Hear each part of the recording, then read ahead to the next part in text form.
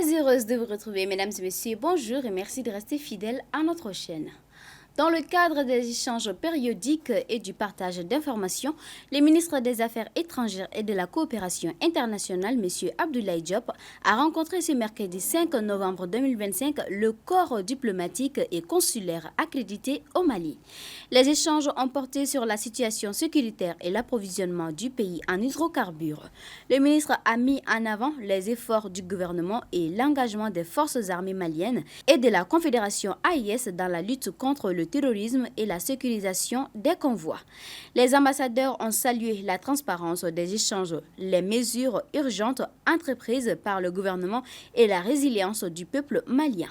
M. Diop a réaffirmé que la protection des Maliens et des échanges au Mali demeure une responsabilité pleinement assumée par l'État malien. Le ministre de la Jeunesse et des Sports chargé de l'instruction civique et de la construction citoyenne, Abdoulaye Kassim Fomba, en Russie, prend part au forum intitulé « Russie puissance sportive » qui se tient à Samara du 5 au 7 novembre 2025. Dans le cadre de cette rencontre internationale, le ministre Fomba a effectué une visite au musée de la Maison Lénine, lieu emblématique chargé d'histoire où vécut la famille Oulanivo, symbole fort du patrimoine culturel et historique de la Russie.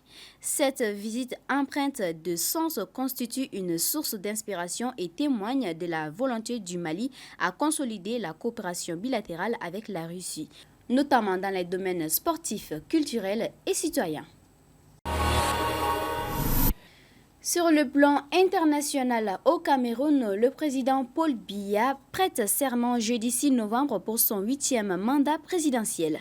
Une formalité pour celui qui s'est livré à l'exercice pour la première fois le 6 novembre 1982, il y a 43 ans, jour pour jour. Cette date marque son accession au pouvoir. La cérémonie s'annonce solennellement et fastueuse malgré un climat toujours marqué par de fortes tensions et post-électorales.